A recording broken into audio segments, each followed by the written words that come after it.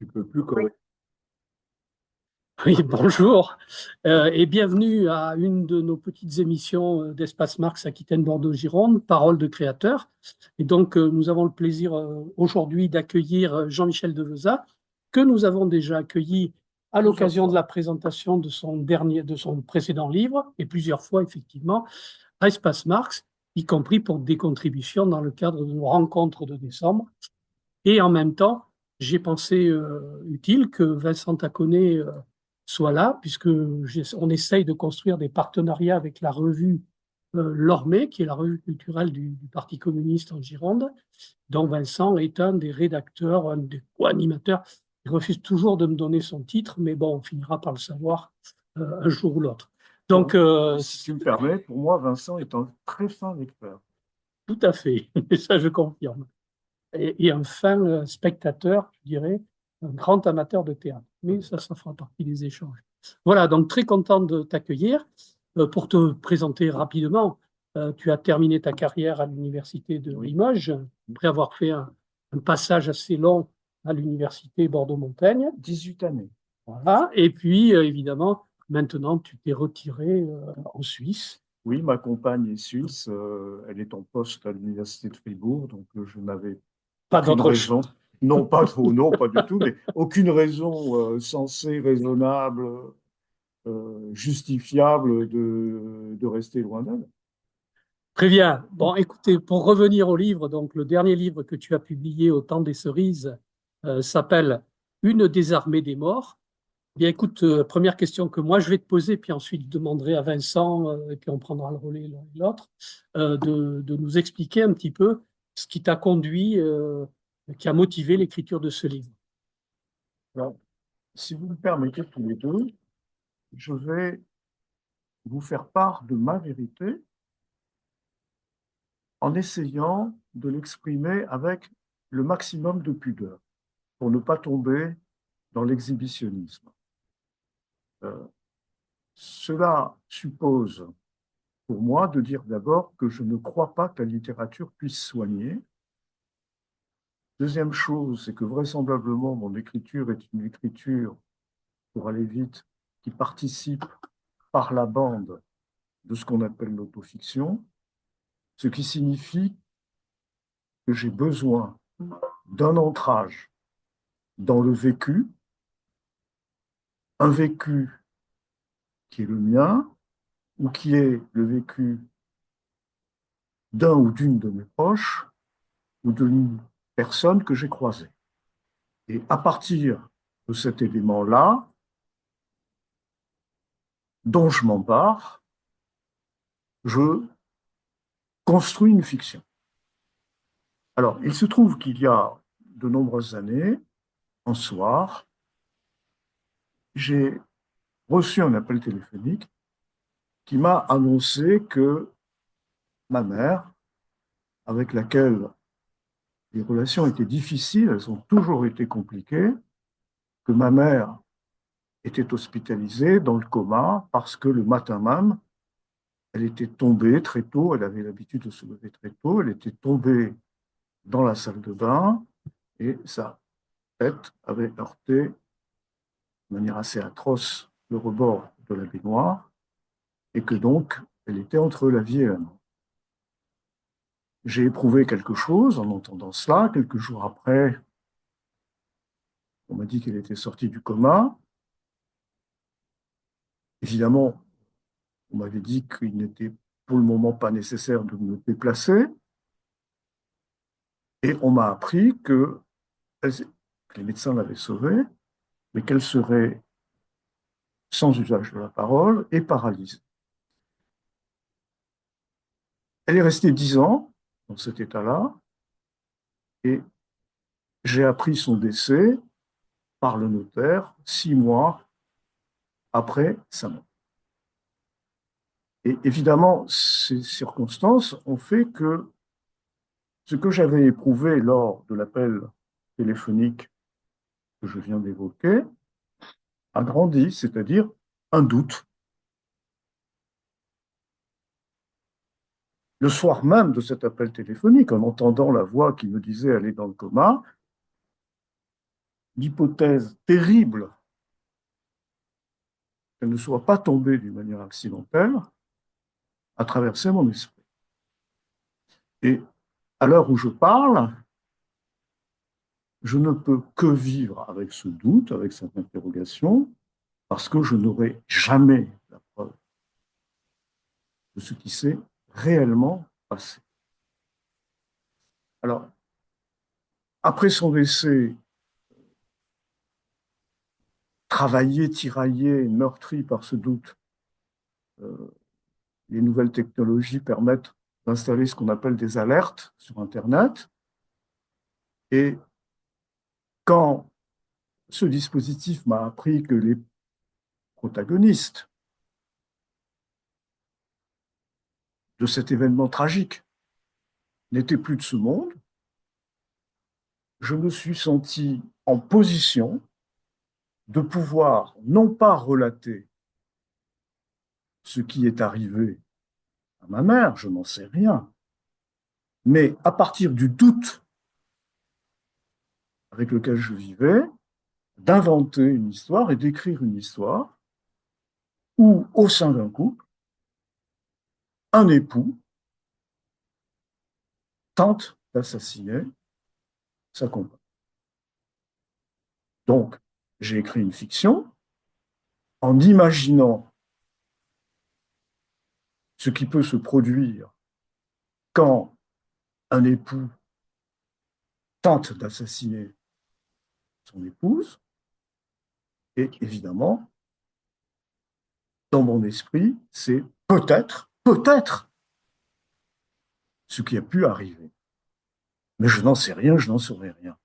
Donc, mon livre n'est ni un document, ni un témoignage, c'est un roman, c'est une fiction qui, comme les autres, part d'un ancrage dans un vécu. Je ne dis pas dans le réel, dans la réalité, mais dans un vécu.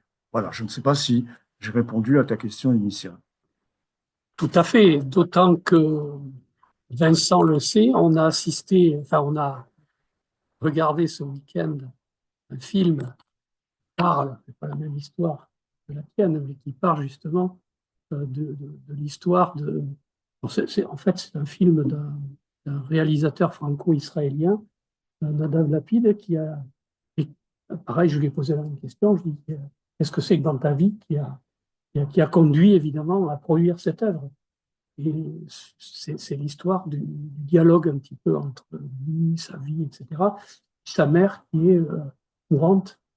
Donc, tu vois, il y a des rencontres un peu bizarres hein, dans le domaine de la vie et de l'art qui sont de cet ordre-là. Vincent, tu prends le relais?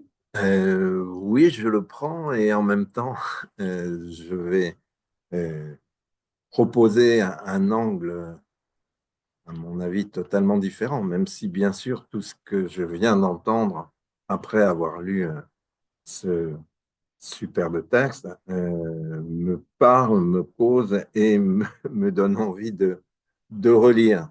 Euh, je vais prendre un tout autre angle, c'est-à-dire celui qui est, si je puis dire, à l'affiche. Une des armées des morts, tel est le titre de ce texte, de cette œuvre, et il va de soi, à mon avis, qu'il y a euh, un monde, un gouffre apparent entre ce que Jean-Michel vient de dire et le titre lui-même. Et donc, je voudrais qu'on revienne un peu sur ce titre dont la part de mystère est apparemment très grande et peut-être que, comme Aragon qui montre la trame du chant à Elsa Triolet, on pourrait, par rapport à ce titre, euh, renvoyer au roman lui-même et plutôt à la fin du roman. Je rassure tout de suite, rien ne sera dévoilé de tout ce qui se déploie et se développe dans le roman lui-même, mais je lis à la fin de l'ouvrage, dans les dernières pages, à propos du narrateur dont Jean-Michel parle comme d'un alter ego, si je puis dire, euh, il est dit un impératif, celui de glaner son titre dans une chanson française qui, aux larmes, l'émeut. Et donc, on ne peut que immédiatement penser au rapport possible entre le roman lui-même et cette fameuse chanson française dont je crois qu'il serait utile qu'on en donne quelques précisions, d'autant plus que quand même, à la fin du roman, le dernier syntagme est une infernale armée des morts. Donc d'un côté, une désarmée des morts, de l'autre, une infernale armée des morts qui clôt le roman, et à quelques lignes de là, cet impératif qui renvoie à une chanson et à son titre. Je crois que j'avais parfaitement raison tout à l'heure de dire que Vincent est un très fin lecteur. Ce n'était pas une flatterie. Je pense, Vincent, que tu pointes l'un des nœuds de la construction de ce livre et de son écriture. Alors, cette chanson française, je ne vous apprends rien à tous les deux. Je suis, depuis mes 14 ans, un admirateur de Léo Ferré. C'est une chanson très courte, dont le texte est de Ferré. Mais lui, il n'a jamais chanté. Cette chanson, c'est Aux arts. Et elle se termine, si ma mémoire ne joue pas des tours, par le syntagme « le vers français ». Voilà pourquoi, dans mon écriture, j'ai parlé de chanson française, pour faire écho au dernier vers de la chanson où il est question du vers français. Le texte d'Inkipit, c'est « Aux arts ». Alors, je ne vais pas tourner autour du pot. Je pense que le titre, comme la référence à la chanson, participe de ce que j'essaie de faire depuis que je publie, donc une dizaine d'années. J'essaie non pas de raconter des histoires, mais de les écrire. Cela signifie que pour moi, un texte littéraire, certes, est un discours, mais un discours particulier, qui se fonde sur la fonction poétique du langage, et qu'à partir de ce moment-là, un texte, quand on le lit, on l'interprète, on n'en discerne pas la vérité, parce que la vérité d'un texte n'existe pas, il n'y a pas une vérité, elle n'est pas univoque, on ne peut que l'interpréter. Je pense que dans Une des armées des morts, les lectrices et les lecteurs, comme moi-même, nous sommes voués et condamnés à interpréter ce syntagme. Et donc à l'entendre de différentes façons, selon les personnes qui s'en emparent, mais selon les moments où l'on songe à ce syntagme, à ce titre. Une des armées des morts. Il y a peut-être des armées des morts. Une des armées des morts. Et là, le rapport entre les défunts et cette personne désarmée, les rapports sont peu clairs, incertains. Une des armées des morts, parce que peut-être que je ne rencontre pas d'armée de vivants. Et voyez, déjà, quand je dis une armée de vivants, je triche, je gauchis la formule. Je ne dis pas une armée des vivants. Qu'est-ce que je veux dire par là? Il y a mes intentions et il y a ce que, malgré moi et indépendamment de moi, le texte dit, la formule dit. J'ai toujours été mélancolique, je suis mélancolique, et avec l'avancée en âge, j'ai le sentiment, c'est quelque chose qui est récurrent dans tous mes textes, j'ai le sentiment de vivre avec des fantômes. Alors, je vous rassure, je ne me convertis pas, je ne deviens pas un idéaliste, je reste un matérialiste athée, je ne crois pas aux fantômes, je ne crois pas aux revenants, je ne crois pas au spectre, mais je continue de dire que je vis avec des fantômes. C'est-à-dire, je vis avec le souvenir des personnes que j'ai aimées et qui ne sont plus là, je vis avec ce que ma famille a pu me transmettre, et quand je dis ma famille, ceux et celles que je connais et ceux et celles que je n'ai pas connus, je vis avec tout ça. Je vis avec mes aspirations, avec mes rêves, avec mes cauchemars. Et parmi mes fantômes, vous êtes des militants, je vais dire que je suis un communiste sans carte. Comment dire? La question des armes est une question qui m'a toujours préoccupé, d'une manière romantique, irréaliste, infantile. Mais c'est quelque chose qui participe de mon univers psychique, de mon imaginaire. Il y a la prise du Palais d'Hiver. Il y a la guerre civile. Il y a le 5e régiment. Il y a Henrique Lister. Il y a tout ça. Vouloir changer le monde, les possédants ne se laisseront pas faire. Il faudra leur imposer les changements. Et ça passera par une confrontation. Il y a tout cela dans le titre et dans ce roman. C'est-à-dire, d'une manière peut-être confuse, d'une manière littéraire, pas comme dans un édito de l'UMA ou de tel journal. Il y a l'idée que l'histoire, c'est continuellement la guerre, que les rapports entre les humains, spontanément, accordez-moi de mettre des guillemets à spontanément, que les rapports, les relations, c'est la guerre. Et que précisément, c'est l'éthique, la politique, qui permet de pacifier peut-être ces rapports. Il y a tout cela.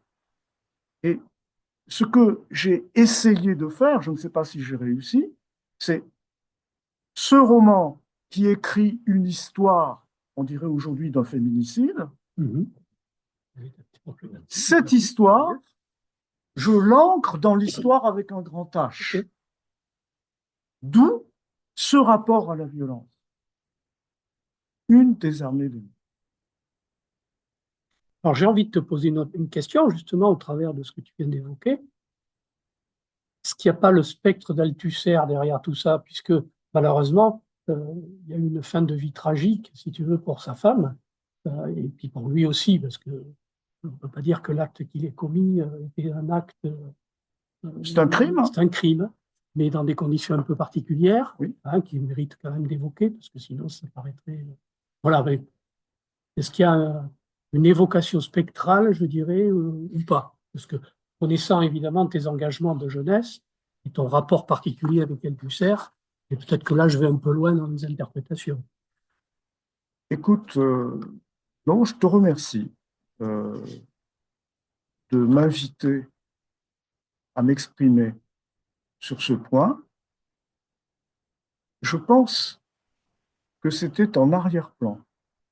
Je n'y ai pas songé. Il n'y a pas eu chez moi l'intention, en écrivant ce livre, d'évoquer cette situation absolument terrible où Louis, un soir, a étranglé Hélène Rittmann dans leur appartement de l'école normale supérieure à l'automne 1980. J'ai appris cette tragédie, ce qui pour moi, quand j'ai appris cela, j'étais en Algérie dans une querelle entre Biskra et El Oued-Souf, et j'écoutais les informations sur Radio France Internationale quand j'ai appris la mort d'Hélène, laquelle Hélène, je l'avais vue au lendemain de la fête de l'Humanité en septembre 1980 à l'école, elle m'avait reçu. C'est la dernière fête de l'Humanité à laquelle je suis allé. Je partais en Algérie. Louis était interné en septembre Et Hélène m'avait dit, tu viens, tu parles, on va parler, mais ne me parle pas de nous. Et nous avons eu une conversation. Hélène m'a donné une liste de lectures, puisque je partais en Algérie. Il y avait notamment le très beau livre de Pierre Bourdieu, Travail et travailleurs en Algérie, que je devais lire. Il y avait Le Harem et les cousins de Germaine Thion. Elle m'a recommandé la lecture de ces deux ouvrages. Et quand elle m'a raccompagné à la porte de leur appartement, par la porte du bureau de Louis, il y avait un sas dans l'école normale, depuis ça a été muré, elle m'a embrassé et elle m'a dit, tu sais que Louis est né en Algérie, comme toi, s'il va mieux, on viendra te voir. Ça s'est pas fait et quelques semaines après, j'ai appris qu'il l'avait étranglé. Je me suis permis le lendemain, depuis un bureau de poste à Biskra, près de mon domicile, d'envoyer un télégramme à quelqu'un en disant que j'avais appris la terrible nouvelle et que je n'avais rien à en dire, j'étais sans voix. Voilà. Alors, pardonnez-moi, j'espère ne pas tomber dans le pathos, parce que c'est la première fois que publiquement je raconte cela, donc j'espère ne pas tomber dans le pathos. Il est vraisemblable que ça a retenti dans mon écriture. C'est vraisemblable. C'est vraisemblable, pourquoi? Parce que, tenez, j'interprète, parce que de mon point de vue, alors je prends le risque de me faire engueuler. Si je me fais engueuler, ben, c'est que je l'aurais mérité. Mais je pense que dans le meurtre d'Hélène par Louis, meurtre vraisemblablement, je ne suis pas médecin, est vraisemblablement provoqué par le fait que Louis n'avait pas pris ses médicaments, il n'en avait plus, du lithium, sauf erreur de ma part. Comment dire, rétrospectivement, je ne suis pas le premier à le dire, hein, il y a des gens,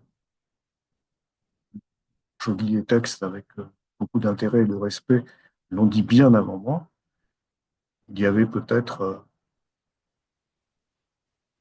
dans ce geste une symbolique atroce, véritablement atroce, parce qu'il y a eu mort de femmes.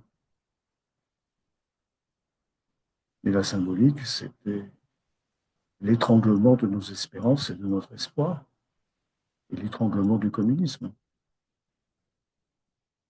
C'était peut-être ça.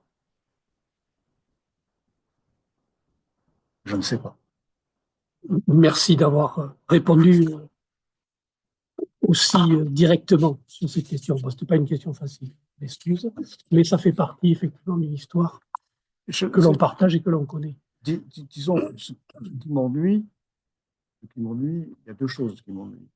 C'est d'abord de ne pas instrumenter un drame. Bien sûr, tout à fait. De ne pas l'instrumenter, de ne pas en parler froidement, mais en même temps de ne pas tomber dans, comment dire, il ne s'agit pas de larmoyer, il ne s'agit pas de, comment dire, j'ai en tête la phrase d'Henri Alleg concernant la question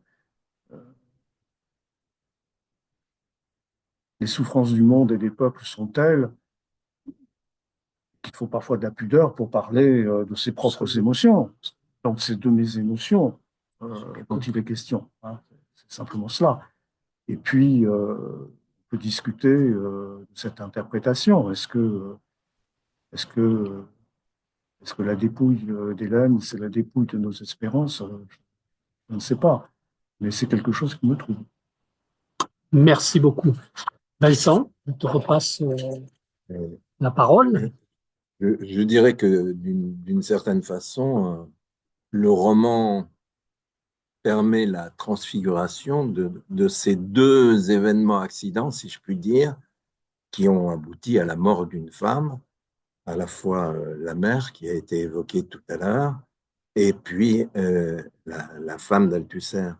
Et donc, j'en profite honteusement pour revenir à cette question de l'assassinat de femmes, dénommé avec ce nouveau mot auquel nous devons nous familiariser, malheureusement, féminicide, non pas pour l'accepter, mais pour en prendre conscience et connaissance, et parce que, évidemment, la question du cercle familial, brisé ou pas, se pose à travers ce type d'assassinat. Dans le roman, c'est l'occasion d'y revenir, euh, le personnage de Véronique, qui est victime de cet accident assassinat, si je puis dire, avec toutes les interrogations qui se posent, et, comment dirais-je, jugée à travers la formule, on ne naît pas traîné, on le devient. Et d'une certaine façon, euh, évidemment, si elle est désignée comme traînée, c'est qu'elle avait des activités de péripatéticienne à Bordeaux, où le personnage principal la rencontre. Euh, ce- cette situation, d'une certaine façon, éclaire les rapports qui suivent, qui sont pourtant complètement transformés dans Médoc, les rapports de domination. Donc, est-ce que tu pourrais, par rapport à ça, nous éclairer?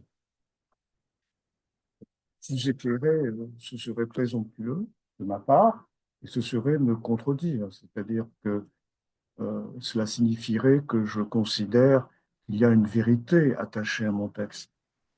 Euh, Moi-même, comme toi, comme les lectrices et les lecteurs demain, je ne fais qu'interpréter le texte dont j'ai accouché.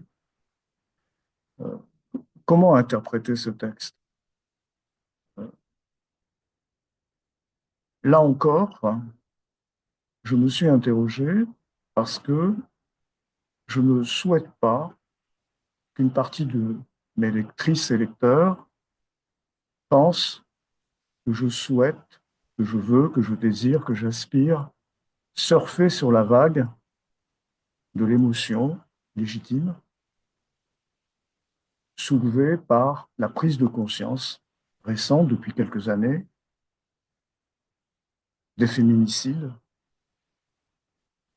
dont un trop grand nombre de femmes sont victimes et victimes. Pardon. Vous voyez, je suis troublé et j'ai un problème d'accord. Je n'entends pas profiter d'un état de l'émotion de l'opinion. Qu'est-ce que j'ai essayé de faire? Je pense, et ce n'est pas nouveau pour moi, je pense qu'il y a une guerre des sexes. Je pense que cette guerre des sexes se déroule aussi dans le cadre d'une guerre des classes. Et mes intentions ont été d'écrire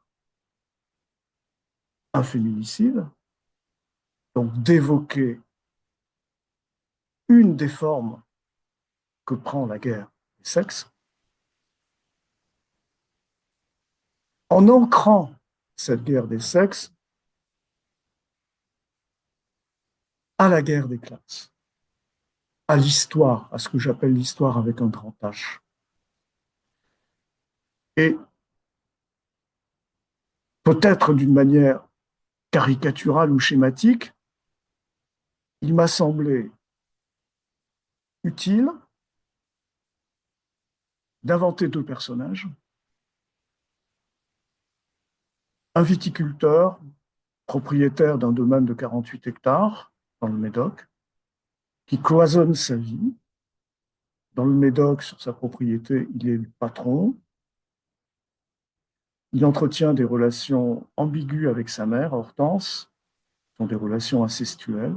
Il n'y a pas de passage à l'acte, mais il y a un rapport euh, incestuel de la mère au fils et du fils à la mère. Dans le Médoc, il n'est que le fils de sa mère et le propriétaire de Barouille. Et sa vie, on va dire, de garçon, c'est à la ville, c'est à Bordeaux qu'il l'amène, et il l'amène avec ce qui est plus facile, c'est-à-dire des prostituées. Alors, je ne délire pas.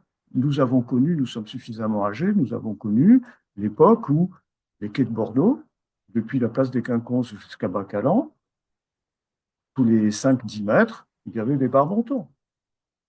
Nous avons connu cette époque. Nous étions enfants, mais nous avons connu cela. Tenez, avec ma grand-mère, j'ai habité rue Boulan, derrière la mairie de Bordeaux. Euh, Rue Bouffard, il y avait un bar montant, en plein centre-ville. Mhm. Bon. Donc, d'un côté, un propriétaire, terrien, qui cloisonne sa vie, parce qu'il faut quand même tenir compte de la réputation, de ce que sa mère peut dire, les voisins, les autres propriétaires, etc. Et puis, euh, et puis Véronique. Véronique qui est une occasionnelle.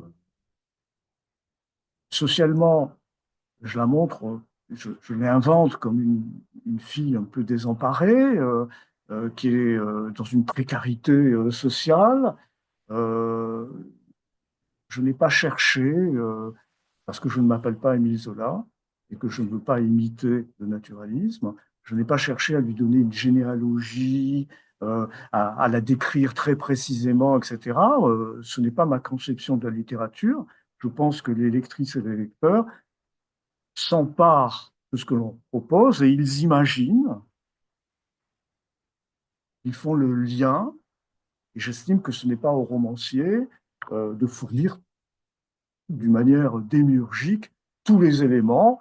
Euh, le romancier ou la romancière qui pense maîtriser son affaire, pas moi, et cette personne est peut-être naïve, de penser pouvoir tout dire.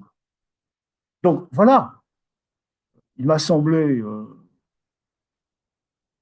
vraisemblable de dire, imaginons une jeune femme réduite à subir cette domination,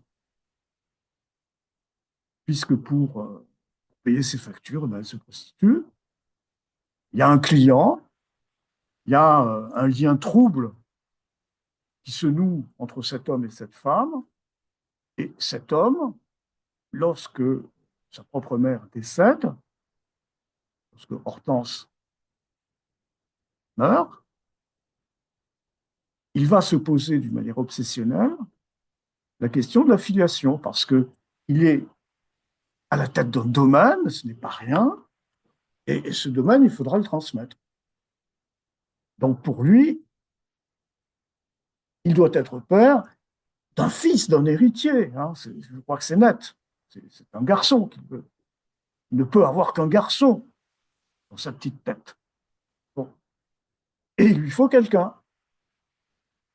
Alors, les héritières du Médoc ne s'intéressent plus à lui parce que il a été victime d'un accident de chasse trouble.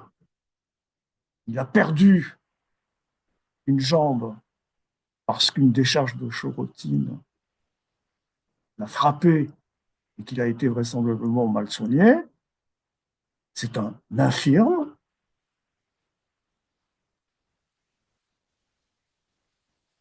Peu des héritières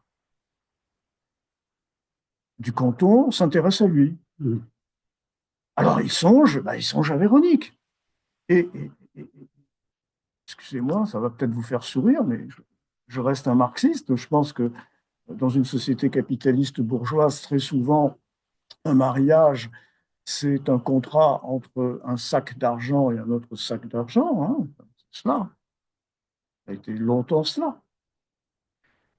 Donc j'ai imaginé un contrat. Cet homme voit en Véronique la future mère de son héritier et lui propose un marché. le mariage, la respectabilité.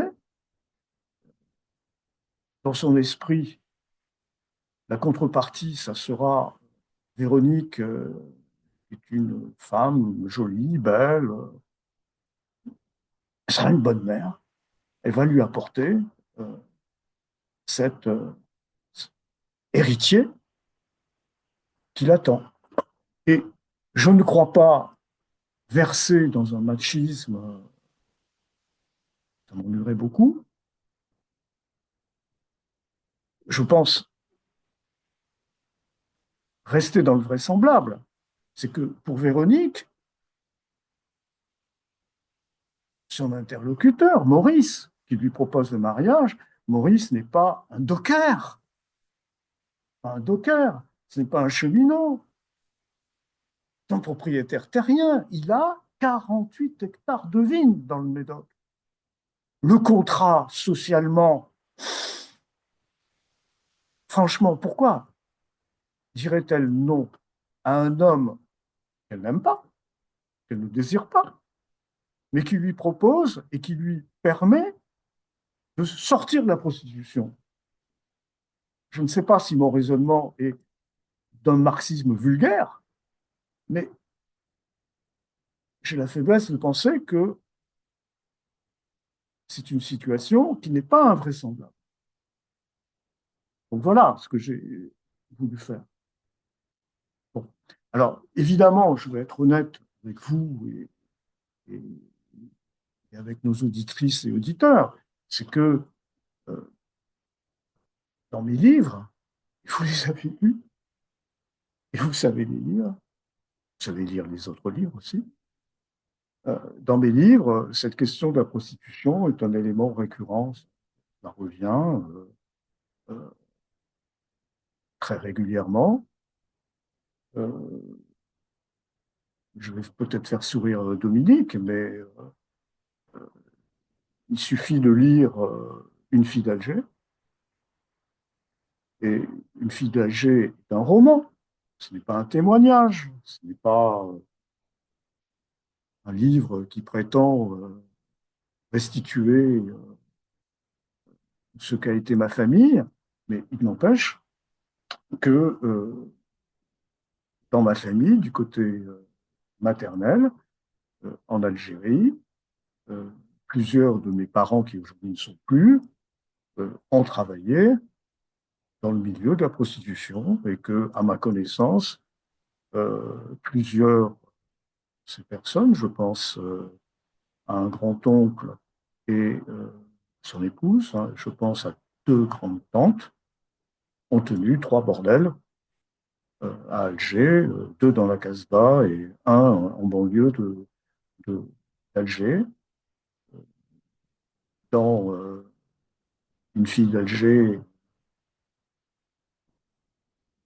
le narrateur évoque comment sa mère le conduit un dimanche dans un de ces établissements situés rue de la Lyre. Euh, il est vraisemblable que cette situation familiale euh, m'a marqué, retentit toujours en moi. Euh, bon, bah, écoutez, je suis lecteur aussi. Je suis lecteur de Guyotat, je suis lecteur des grands universitaires et intellectuels des années 60-70. Je pense que pour décrire littérairement, peut-être même pour analyser, pas comme en sciences sociales et humaines, mais produire une analyse littéraire d'une société, ce n'est pas dans les beaux quartiers, ce n'est pas sur les beaux quartiers qu'il convient de se focaliser, mais c'est au contraire sur ce qu'on appelle les marges, les prisons, les bordels, les hôpitaux, c'est-à-dire là où il y a un creuset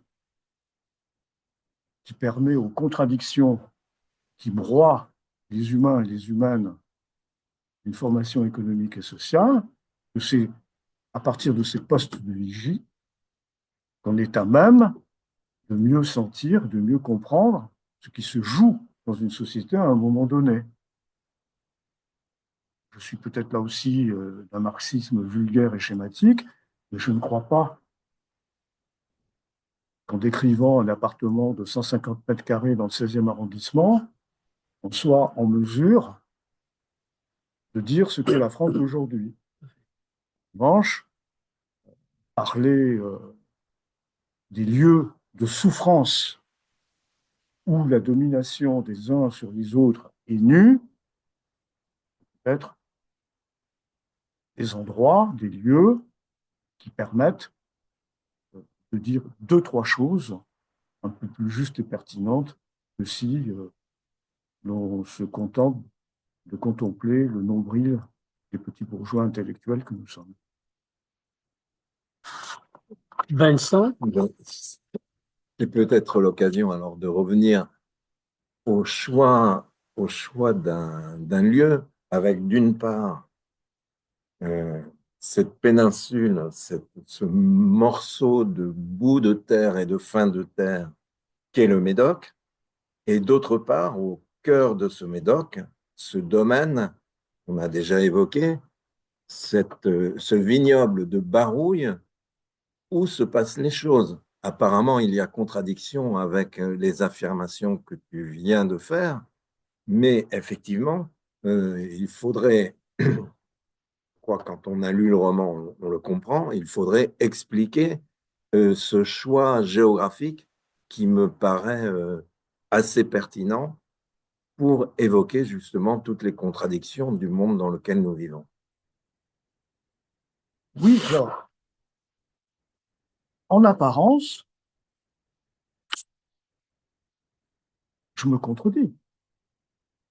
Euh, le roman, je ne l'ai pas situé dans un bar montant des quais de Bordeaux. Je l'ai situé au Nord-Médoc, dans une propriété d'un seul tenant. Dans le canton, c'est rare, 48 hectares d'un seul tenant, parce que les propriétés sont morcelées. Certes, ce n'est pas la région des grands châteaux, mais quand même. Alors, pourquoi cela? À tort ou à raison, il m'a semblé que cette terre, cette presqu'île du Médoc, était propice à la formulation d'une métaphore filée. Alors laquelle?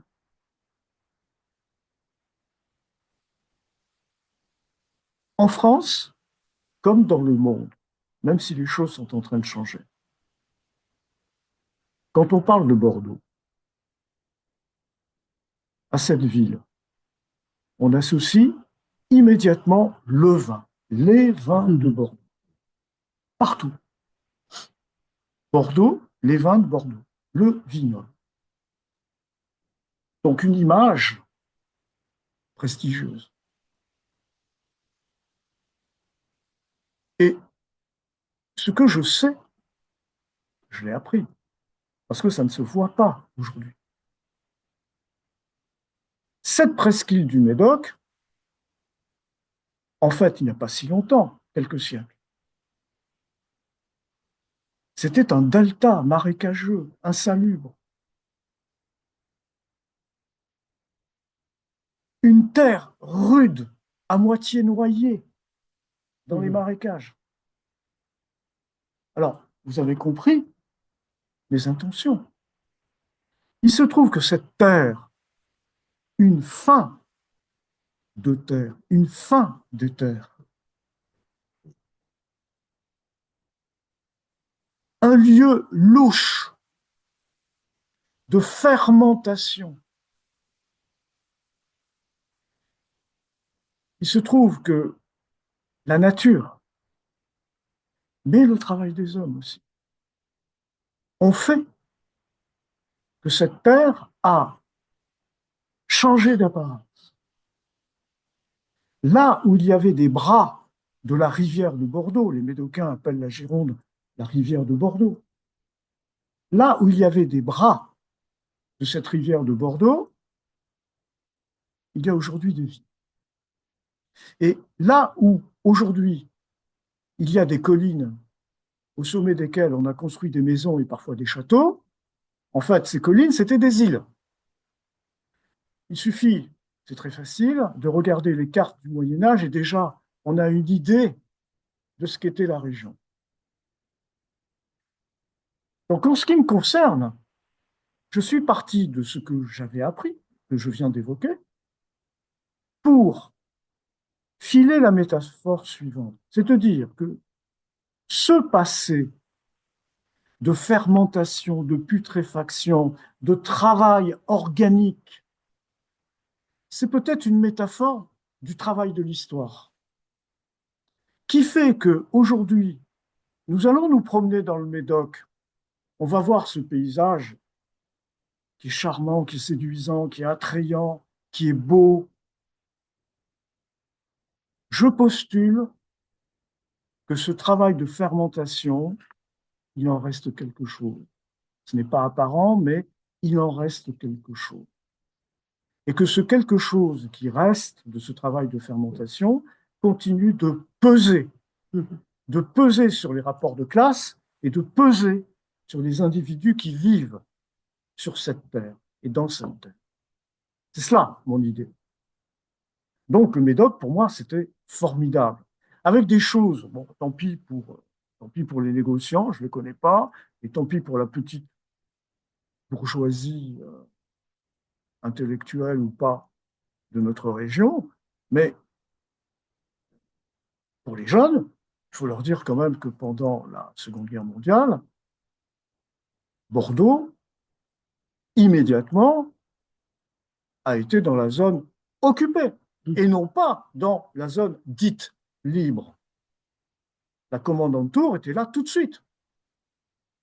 Et, excusez-moi, mais c'est historique, ça a été une période faste pour les vins de Bordeaux. Parce que les négociants ont commercé avec l'occupant. Ils ont fait de belles affaires. Et je pense qu'il ne s'agit pas de battre sa coupe. Moi, je ne suis pas négociant, je ne suis pas viticulteur, mais de dire ce qu'a été l'histoire. Et c'est pour ça que Barouille est l'enjeu d'une lutte entre deux branches d'une famille. Il y a une branche qui est, on va dire, la propriétaire légitime de Barouille, qui doit fuir à la libération. Pourquoi? Parce que c'est une branche qui a collaboré ouvertement, qui a dénoncé des juifs, des communistes, des résistants. Et c'est l'autre branche qui profite de la fuite des collabos pour s'emparer de Barouille. Je l'ai inventé, mais ce n'est pas invraisemblable. Ce n'est absolument pas invraisemblable. Et ça participe de ce que j'essaie de faire dans mes livres, c'est-à-dire, ce sont des livres dans lesquels, bien sûr, on va mettre des guillemets, je parle de moi. Ce sont des livres qui écrivent des histoires singulières, mais j'ai ce souci, justement, de ne pas verser dans une autofiction de mauvais aloi, où les gens viennent pleurnicher sur leur petit malheur. J'ai le souci d'inscrire ces histoires dans la grande histoire. Et le Médoc, quand on a envie, le désir, l'idée d'écrire une histoire se déroulant dans le Bordelais, le Médoc me paraît s'imposer à moi pour cela. C'est une belle région aujourd'hui, mais cette belle région, je n'en parle pas comme d'aucuns, qui sont pourtant de gauche et qui vont se goberger sur la cuisine, et grosso modo, avec un autre discours, ils tiennent les mêmes propos que chasse, pêche et tradition. Ce n'est pas du tout mon cas. C'est une jolie terre, une belle terre, c'est une terre de travail, c'est une terre où les rapports de force, les rapports de classe s'expriment depuis toujours. Et ils continuent de s'exprimer. La fange, la boue, on ne la voit plus. Les Hollandais, les ingénieurs hollandais sont venus assécher toute une partie du Médoc. D'ailleurs, on y passe aujourd'hui, on ne se rend même pas compte au bord de la Gironde qu'on est sur des polders, qui ont des siècles, et ce sont les Hollandais qui ont fait cela. Bon. je postule que ça laisse des traces. Ça laisse des traces. Pas des fossiles, ça laisse des traces. Ces traces sont vivantes. Voilà ce que j'ai essayé de faire. Merci Jean-Michel. Vincent, Oui. tu... Alors, euh, peut-être que on peut évoquer justement, plutôt développer autour de l'importance du choix de cette terre du Médoc et de la propriété de Barouille, euh, en évoquant d'une part les événements qui s'y produisent et qui, d'une certaine manière, se caractérisent par diverses formes de violence. Bon, le personnage propriétaire et lui-même héritier en même temps que bâtard de la propriété, ce personnage a perdu une jambe, mais il considère ceux qui sont autour de lui comme des atrophiés de la jugeote. Et donc, Tu m'as bien lu. c'est le moins qu'on puisse dire, un jugement assez dur sur les Médocains, mais qui peut effectivement, à mains égards, être parfois confirmé. Et d'autre part, le personnage de la jeune femme qu'on a longtemps évoqué tout à l'heure, Véronique, ce n'est pas elle qui le fait, que le mari installe dans la propriété, et elle est indiquée comme arrivant non pas dans une bonbonnière, mais dans une prison dont elle est à la fois la contre-maîtresse et la détenue, si je puis dire. Enfin, si je puis dire. Comme tu l'écris, ou quasiment comme tu l'écris, mot à mot. Donc, il est évident que les formes de conflits, de lutte qui apparaissent sont liées directement à ce haut lieu qui est le Médoc et à ce haut lieu dans le Médoc qui est la propriété de Baron. Écoute, je vais essayer de répondre à ta question en évoquant trois éléments. Éventuellement, tu me diras si je te satisfais ou pas. Première chose, atrophier de la jugeote, ce n'est pas ce que Jean-Michel de Véza pense des Médocains. Voilà, c'est ce que pense le. Là, il faut savoir lire. Mmh. Ouais. Hein. C'est-à-dire que ce que j'essaie de faire, c'est d'inventer des personnages, et non pas de leur donner de vie, ce sont des personnages, mais de les rendre vraisemblables. Et pour les rendre vraisemblables, en ce qui me concerne, d'abord, dans aucun de mes livres, il n'y a de dialogue direct, pas de dialogue. Moi, je pratique un discours rapporté. Et je rapporte ce que des personnages que je campe à partir de modèles que je vois dans ma vie sensible, je rapporte ce que je peux entendre, de manière à ce que ces personnages que j'invente paraissent à mes lectrices et à mes lecteurs vraisemblables. Ce n'est pas forcément ce que moi je pense de Médocain. Maintenant, je pense que un Médocain, Maurice est Médocain, un Médocain qui est un bâtard, il a un père, mais tout le monde dit dans le canton que c'est pas le vrai père, etc., etc. Bon, des histoires pareilles, on en connaît 100. On en connaît 100. Bon. Ce garçon, dont on sait, tout le monde sait dans le canton qu'il va hériter de 48 hectares de belles et bonnes vignes, il est arrogant, il est brutal, c'est le patron. Il n'est pas encore le patron, mais il se comporte en patron, en tyran, avec tout le monde. Il y a des gens qui n'ont pas envie d'être maltraités. Et là encore, on le sait, quand on n'a pas la force sociale d'affronter l'oppresseur, comment fait-on? On l'affronte par la bombe. On trouve des biais. Et j'imagine que parfois, certains accidents de chasse ne sont pas des accidents de chasse. Tout dans mes docs. Et tout le monde le sait, les gendarmes le savent, etc. Mais bon, voilà. Le coup est parti. Le coup est parti. Tiens, je me livre justement à une interprétation. Parce que Jean-Michel de Véza, l'auteur, ne dit pas on a voulu l'assassiner. L'auteur, il laisse planer le doute. Alors, laissons le doute et interprétons. Peut-être qu'on a voulu lui donner un avertissement. On ne te tue pas, mais on te massacre une guibole. Bah, tenez, c'est terrible ce que je veux dire, mais dans les années 70, en Italie, les brigades rouges, qu'est-ce qu'elles faisaient? Des juges, des policiers, des gardiens de prison, jambisés, boum, on ne te tue pas, mais tu vas être estropié à vie. Et dans les campagnes, ça ne se fait pas, ça? Mais bon. Hein? Et avec l'aide du chirurgien en plus. Mais oui, mais enfin. Bon, et puis, tenez, d'autres choses, d'autres choses. Nous ne sommes pas ouvriers, mais nous connaissons un petit peu le monde ouvrier du fait de nos convictions et de nos activités politiques et militantes. Mais écoutez, dans les usines,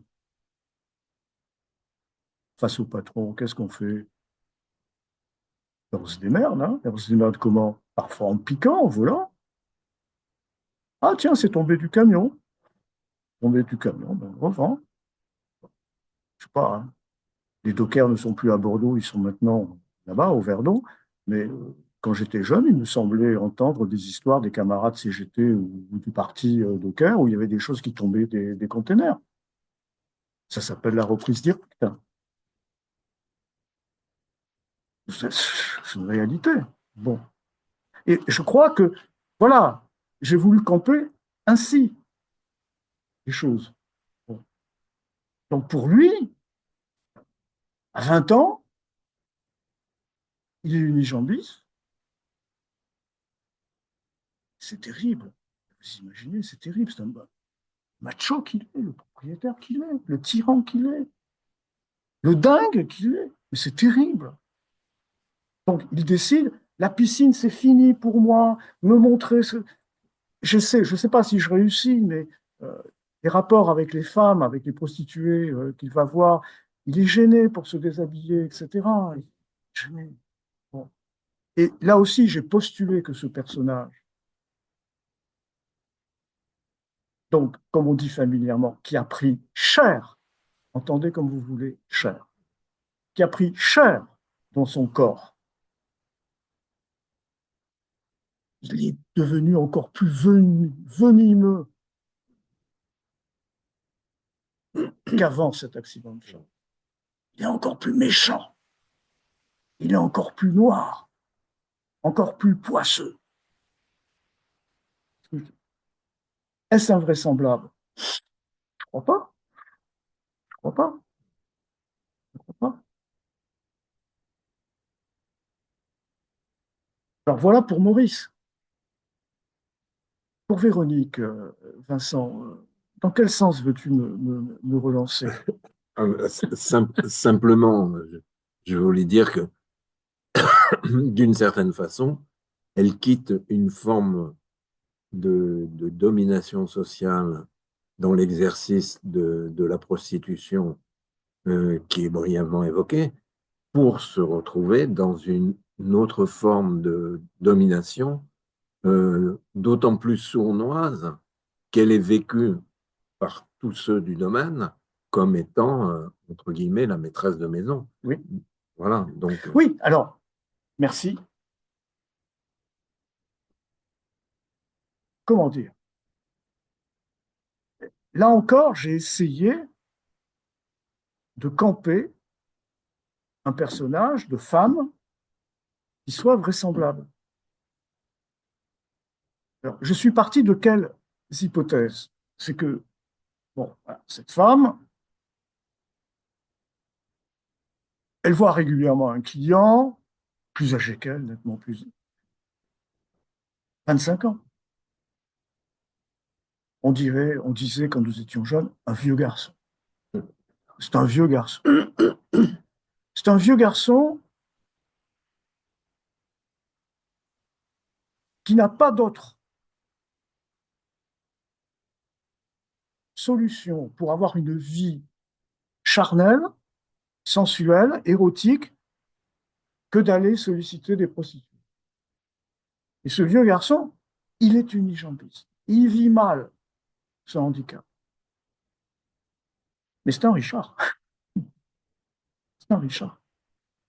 Et c'est un Richard, je crois, enfin je ne sais pas, vous me direz tous les deux, c'est un Richard libidineux.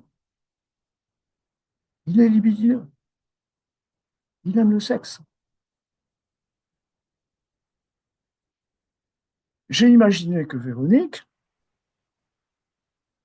lorsque Maurice lui propose le mariage, peut-être que mon personnage, dans sa tête, immédiatement, à quoi a-t-elle pensé?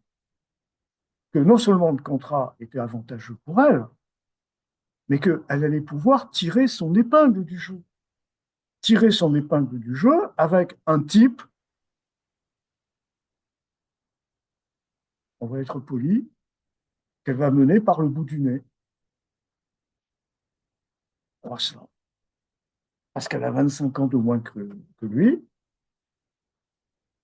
et qu'elle lui plaît. Donc elle pense que non seulement le contrat est avantageux pour elle, mais qu'il va y avoir une marge qu'elle va pouvoir utiliser pour, par exemple, faire ses propres économies. Je le dis, elle lui carotte, hein, elle pratique la reprise directe, elle lui carotte du fric, elle s'arrange avec une ancienne copine de prostitution pour avoir son compte bancaire, il ne sait pas, etc. Elle s'arrange, elle fait cela.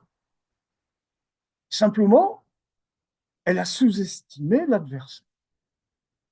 Elle a sous-estimé l'adversaire parce que elle va endosser les habits de la maîtresse de maison, elle va jouer le jeu, pensant gagner sur plusieurs tableaux à la fois, pas seulement la respectabilité sociale, mais elle pense qu'elle va pouvoir, au sein du couple,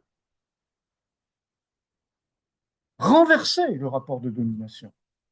Et très très vite, elle s'aperçoit qu'elle s'est trompée. Il est teigneux. Il est teigneux. Beaucoup plus qu'elle ne l'imaginait. Donc elle se retrouve prisonnière de cet homme, de la condition d'épouse de cet homme, et là encore, à la fois parce que c'est le rôle qu'elle a accepté de tenir et de jouer, et en même temps peut-être qu'il y a une compensation psychologique, c'est que elle était prostituée, elle se retrouve prisonnière dans les liens du mariage avec cet homme, bah, il faut qu'elle compense pour ne pas crever. Et pour compenser, bah, elle va tyranniser le personnel. Bah, là aussi, c'est une compensation. Bah, tenez, là aussi, je suis dans un schématisme marxiste vulgaire. Vous avez le patron, vous avez les ouvriers, au milieu, vous mettrez le contremaître. Le contremaître, bah, il est docile avec le patron, mais il fait chier les ouvriers. Et c'est ce qu'elle va faire. Elle va mener la maison, puisqu'il y a une répartition. La vigne, c'est Maurice, la maison, le château, c'est Véronique. Et lui, le lui dit, c'est ton domaine, faut que ça tourne. Et elle fait tourner, c'est propre, il n'y a pas une poussière, propre. Tout est bien, tout est bien. Contre maîtresse, mais en fait complètement prisonnière. Et je pense que ça ne t'a pas échappé. Exactement. Exactement. Alors, non seulement les deux sœurs, bon, vieux souvenirs de Jeunet et des Bonnes, hein, évidemment. Mais il y a un moment où, moi, je pense que dans les situations d'oppression, pour ne pas mourir vite, les personnes opprimées doivent trouver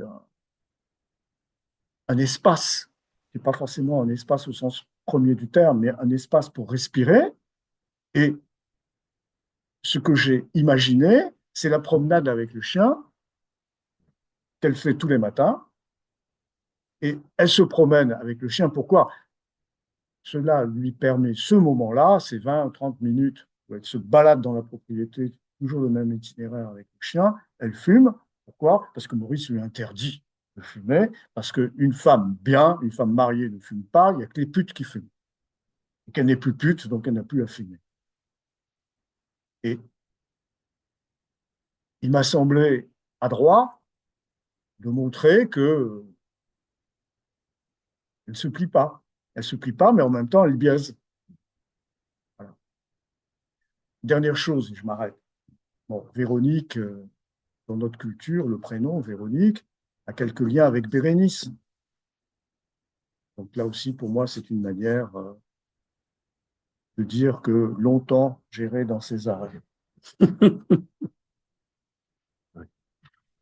Peut-être une dernière question, non pas que je veuille pas prolonger les Non, échanges. c'est vous qui décidez. J'inviterai d'ailleurs les personnes qui regarderont la vidéo peut-être à faire un exercice de lecture immédiate de ton livre avant d'écouter peut-être la conférence, parce que, bon, évidemment, tu as déconstruit un petit peu tout ton travail, qui montre que c'est un vrai travail de création et que vraiment, c'est passionnant, quoi. Dominique, si tu me permets, je Vas-y. tiens à vous remercier tous les deux parce que je trouve que notre... Alors, c'est affreux ce que je vais dire, hein, parce que enfin, vous savez que j'essaie de... Enfin, je déteste je déteste les personnes qui se poussent du col, comme ça, je déteste ça. Je- Dans mon milieu lupin de prolétariat, on m'a appris à ne pas le faire, et ensuite à l'école, on m'a aussi enseigné à ne pas le faire. Et j'ai intégré cela. Et puis au parti, hein, on n'aimait pas les gens qui se poussent le col hein, non plus. Bon, il y a une tradition de modestie, de soutien. Bon. Euh, je vous remercie beaucoup parce que je ne sais pas comment vous avez senti notre conversation, mais vous m'avez posé des questions qui m'ont conduit à dire des choses, non pas que je voulais garder pour moi, Qui mais sont très intimes, quoi. qui sont personnelles Et et que je ne souhaitais pas.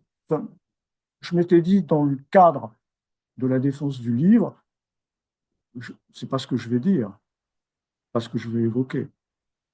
Et les liens qui sont les nôtres, et puis la manière dont cette conversation se passe, euh, j'en suis heureux parce que j'ai le sentiment d'avoir énoncé des choses qui ne relèvent pas du travail de Butler que les écrivaines et que les écrivains doivent, dont ils doivent s'acquitter aujourd'hui, puisque pour qu'un livre existe, il faut participer à la promotion.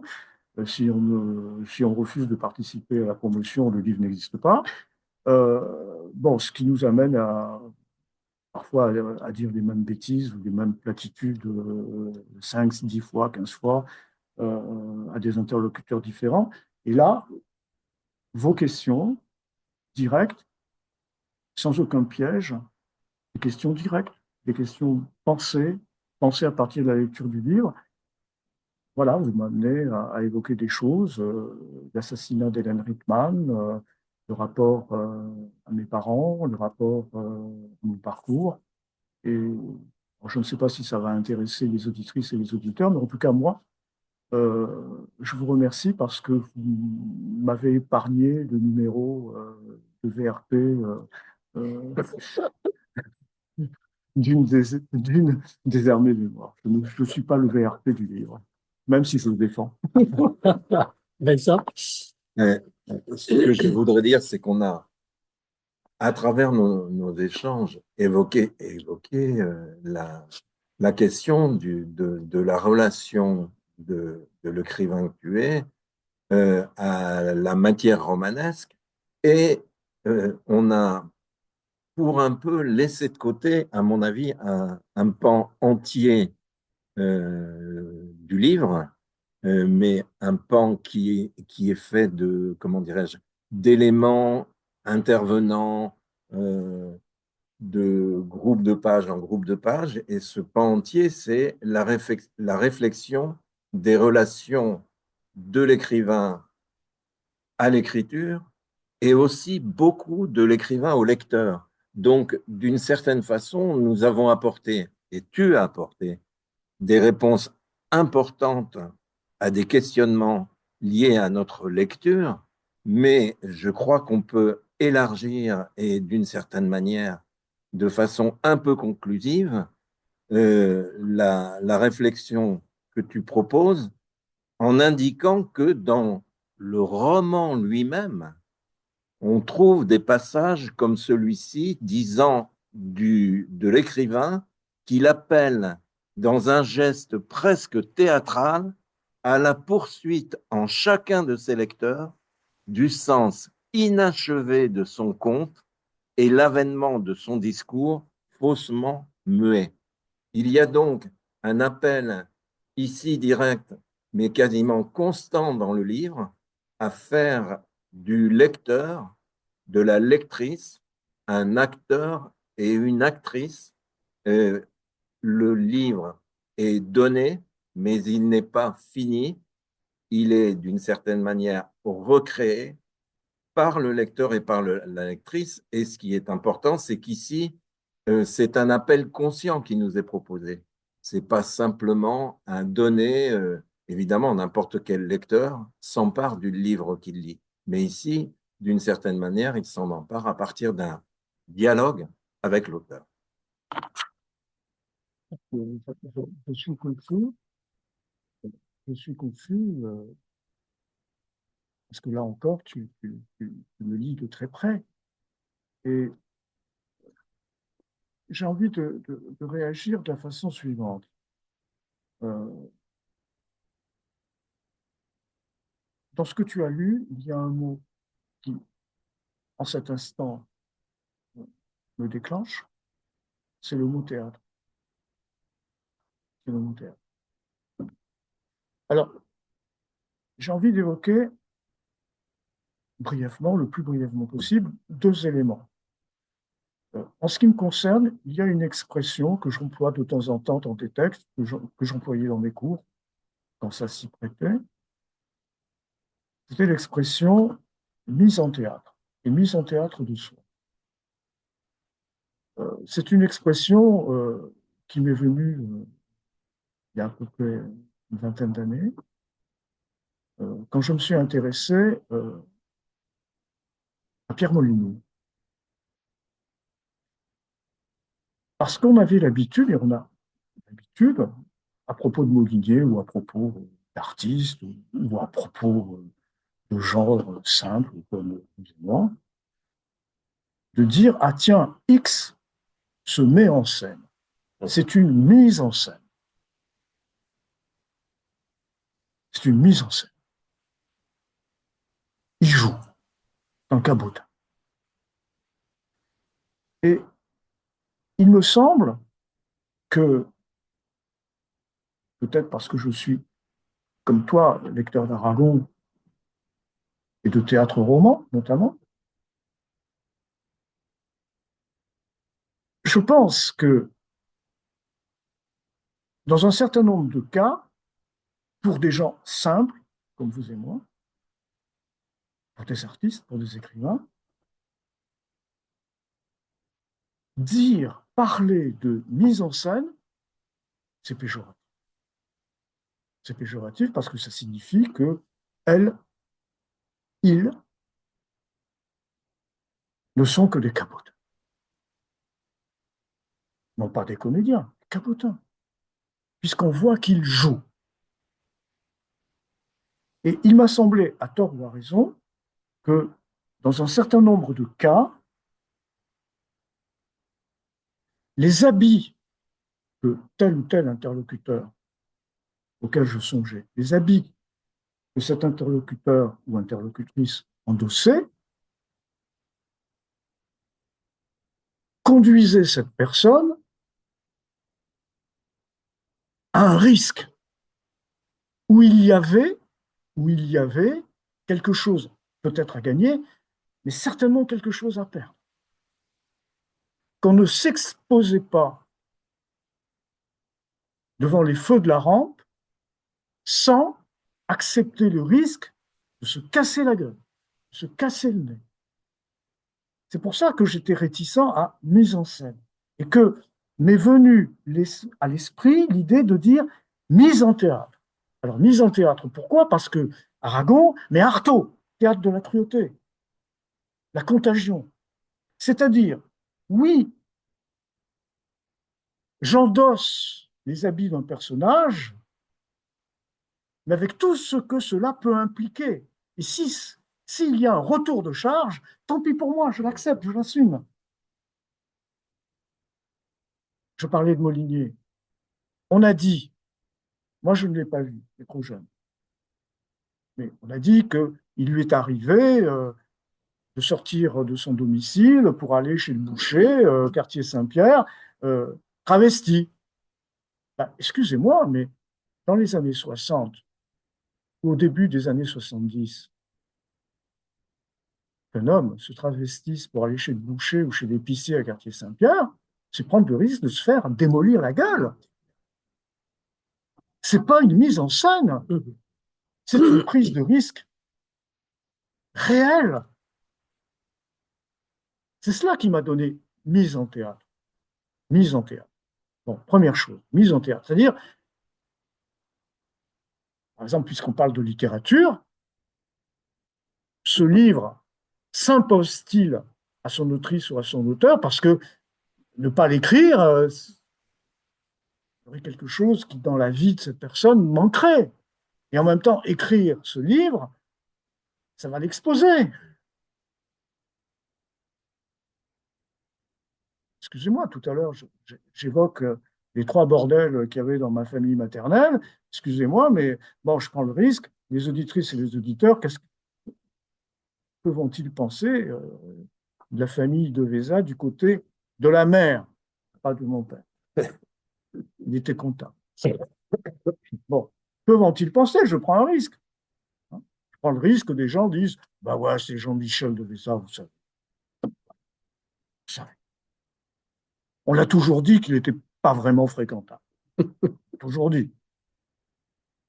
On n'avait pas tort, vous voyez, sur le tard, il avoue. Bon.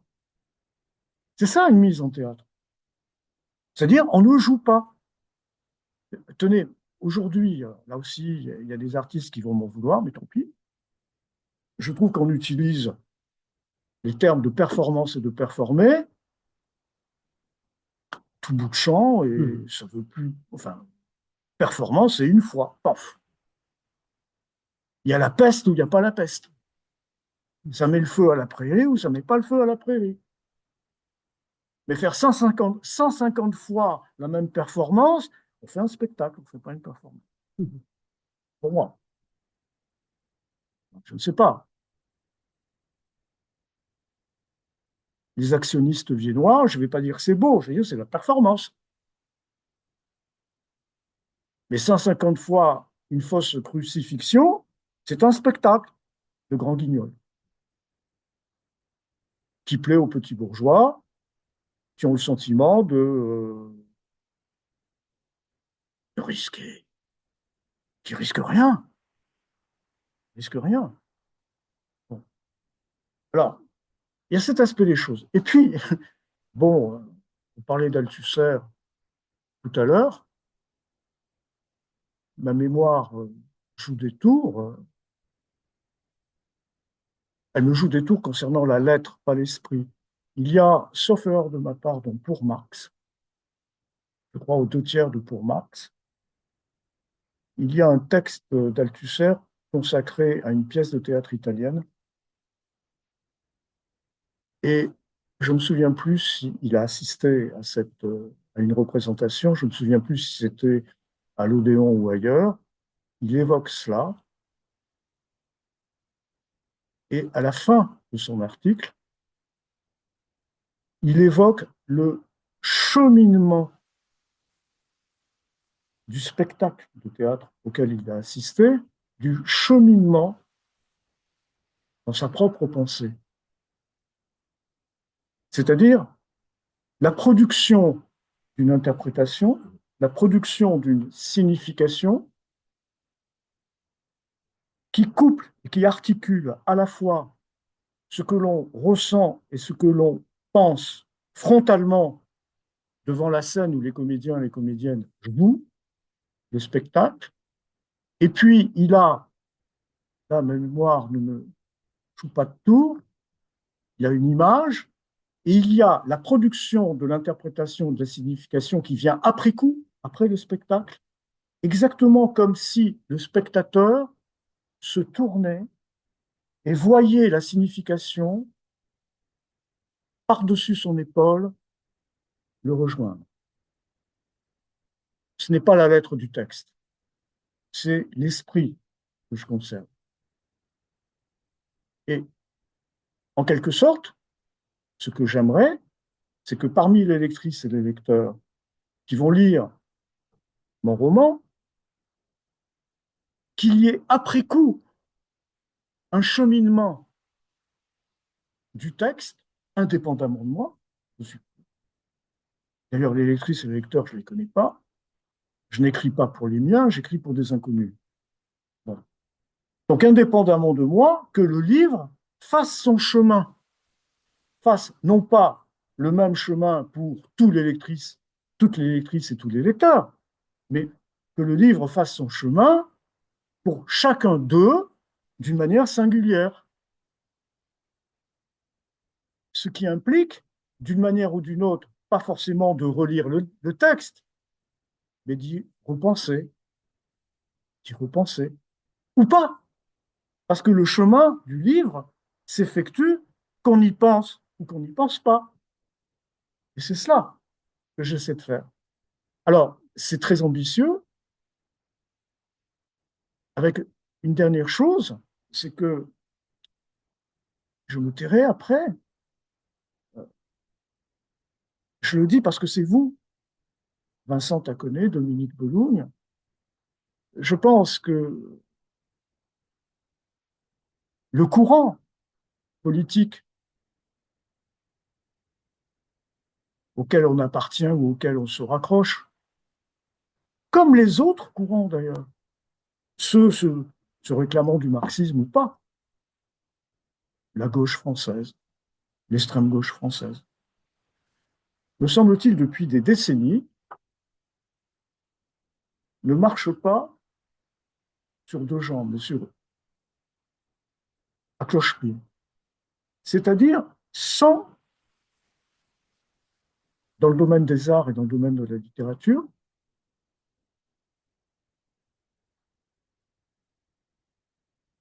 une théorie et une conception de l'art contemporain jugé, estimé, senti comme participant du processus de transformation sociale. Nous faisons en sorte, c'est très méchant ce que je veux dire, ceux d'entre nous qui, par exemple, écrivent à propos des livres qui sont publiés, à leur corps défendant, ils font en sorte d'être reconnus par la petite bourgeoisie intellectuelle de ce pays.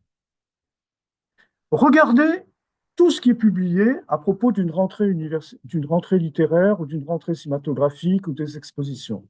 Depuis les supports de droite jusqu'aux supports d'extrême gauche, on ne parle que des mêmes livres, que des mêmes figures, que des mêmes expositions, que des mêmes films, et quasiment dans les mêmes termes. Il y a cette volonté, semble-t-il, quand on est critique de gauche ou d'extrême gauche, de dire, vous voyez, quand même. Et c'est très drôle parce que l'observateur martien qui lit la presse culturelle et artistique dit, ben, en France, depuis 60 ans, cet observateur martien a lu Gramsci. L'observateur dit, depuis 60 ans, la gauche, l'extrême gauche, ont conquis l'hégémonie culturelle. Bon, si c'était le cas, le Rassemblement national ne ferait pas le score qu'il fait aujourd'hui. Je le dis très brutalement. Nous n'avons pas conquis l'hégémonie culturelle. Et nous n'avons pas conquis, j'émets une hypothèse, je ne dis pas que j'ai raison, parce que, je parle du Parti communiste français, si vraisemblablement en 1966, le comité central d'Argenteuil, qui a été consacré aux questions de la culture, a permis, comment dire, à ce qu'il n'y ait pas des auteurs, des écrivains labellisés, auteurs classe ouvrière, c'est bien, etc. Bon, tenez paix à son âme. Hein. Je ne l'ai pas connu, évidemment. Je l'ai lu un peu. Je n'ai pas aimé ses livres. Vous avez bien compris que ma littérature n'a rien à voir avec les livres, avec les romans d'André Stille, Cristaline. Bon, donc Argenteuil ait permis un bol d'air, une aération, c'est bien. Mais je suis tenté de dire, prêche pour ma paroisse, le parti a commis une erreur terrible. C'est que ce qui était la dernière avant-garde littéraire, c'est-à-dire telle quelle, et qui était proche du parti politiquement, y compris en 68, la rupture n'intervient qu'après 68, telle quelle devient Mao après 68 et pas en 68. Ça travaille, mais bon, le parti n'a pas été en mesure de dire que 100 écoles rivalisent et que 100 fleurs s'épanouissent, mais nous considérons que un rapport à la littérature, un rapport aux arts rouges, je caricature, c'est plutôt dans cette direction et pas dans telle autre. Ça continue pour le parti comme pour l'ensemble de la gauche et de l'extrême gauche. Donc, nous avons des critiques qui arrivent aux mêmes conclusions, quasiment, que les critiques du Monde ou du Figaro. Et ça ne nous interroge pas.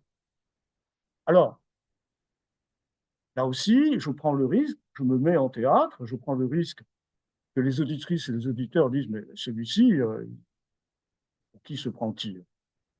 Il se prend pour quelqu'un qui écrit des livres et qui aimerait, avec d'autres, parce que nous ne sommes pas les seuls, être reconnu par les forces politiques qui entendent œuvrer à la transformation de notre société, de dire, ces écrivains, ces artistes, par ce qu'ils font, par leur production, concourent à cela, par des voies, des moyens qui sont différents. Et que, par exemple, alors ce n'est pas votre cas, hein, évidemment, mais qu'on ne vienne pas me dire ah, la distribution de vos voyelles et la ponctuation, ça ne va pas. Ben oui, ça ne va pas, c'est délibéré, ça ne va pas. Parce que, enfin, on ne va pas écrire comme André Stille aujourd'hui. Parce que, et, pas paix à son âme, hein, parce que si on veut contribuer très modestement à créer les conditions d'une transformation sociale dans ce pays, il faut se donner des armes. Tiens, on revient au début de notre conversation. Il faut se donner des armes qui soient efficaces. Et des armes efficaces, moi, je postule que ce n'est pas en écrivant. Alors déjà, c'est pas si mal quand on voit comment les battleurs des médias s'expriment à l'oral et à l'écrit, mais ce n'est pas en écrivant dans la langue de l'adversaire des années 50, Steele n'était pas un adversaire, mais ce n'est pas en s'exprimant dans la langue de l'adversaire des années 50 qu'on va contribuer, si on est romancier, à créer les conditions de quoi? De la conquête de l'hégémonie. En ce sens, c'est le mot de la fin, si aujourd'hui j'ai une référence artistique, c'est Pier Paolo Pasolini. C'est-à-dire une exigence dans la forme, une exigence qui me conduise, par exemple, à regarder le passé, à regarder les productions du passé, non pas pour les pasticher, non pas pour dire il faut écrire comme, mais s'emparer de ces formes pour, enfin, excusez-moi, mais quand on voit l'état des productions aujourd'hui, ce qui se publie, ce qu'on entend, la musique, etc., etc., etc., bon, euh, comment dire, je ne pense pas que cette production contemporaine crée les conditions de la transformation sociale. Or, le cinéma, la poésie, les romans de Pasolini y participent, même si en Italie, comme chez nous, les perspectives de transformation sociale sont un peu enlisées. Hein. Mais voilà, je pense que ça, c'est important. Et c'est ce que j'essaie de faire. Et j'aimerais qu'il y ait quelques centaines de lecteurs euh, qui le sentent et, et qui disent à leurs proches, à leurs enfants, le bonheur qu'ils ont éprouvé euh, à laisser cheminer en eux et en elles une œuvre, si tant est que mes petits écrits soient des œuvres. Merci Jean-Michel. Vincent, peut-être non, on va s'arrêter sur cette réflexion qui ouvre, je dirais, la possibilité d'autres échanges, justement, mais ce sera pour une autre fois, Une autre fois. hein, avec grand plaisir. C'est moi qui vous remercie.